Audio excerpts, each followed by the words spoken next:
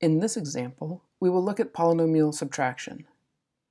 Polynomial subtraction is very similar to polynomial addition, with one added step at the beginning. In part A of this example, we want to take 2x squared minus 9x plus 8 and subtract from that 5x squared plus 11x minus 6. Before we start worrying about identifying and combining like terms, we need to deal with the subtraction that is between the two sets of parentheses. We want to remember that that minus in front of the second set of parentheses is really an implied -1. And so what we'll do as our first step is distribute a -1 through that second set of parentheses.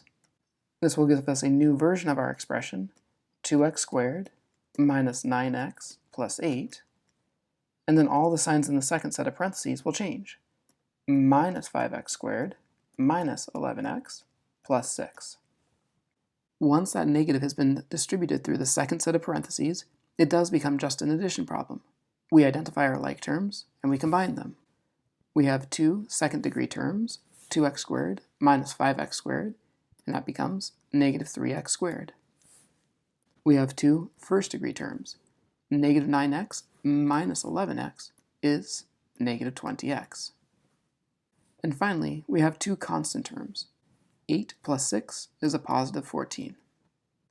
So the trick to subtracting polynomials is first distributing the negative sign into the second set of parentheses, and then just adding the polynomials together.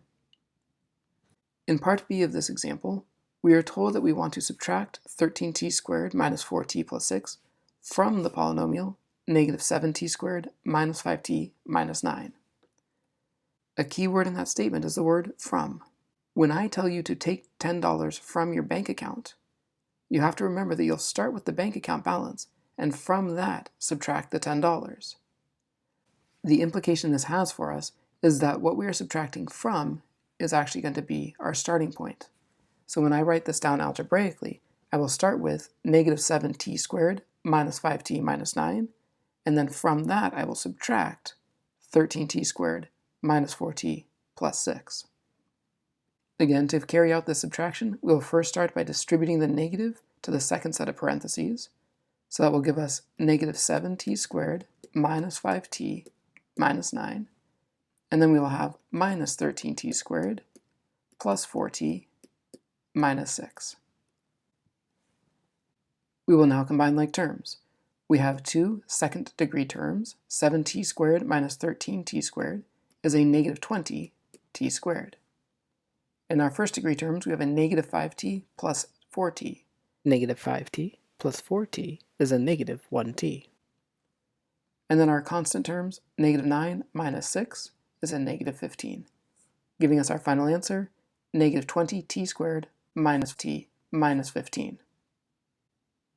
Again, subtraction is essentially addition once you've distributed that subtraction or that -1 through the second set of parentheses.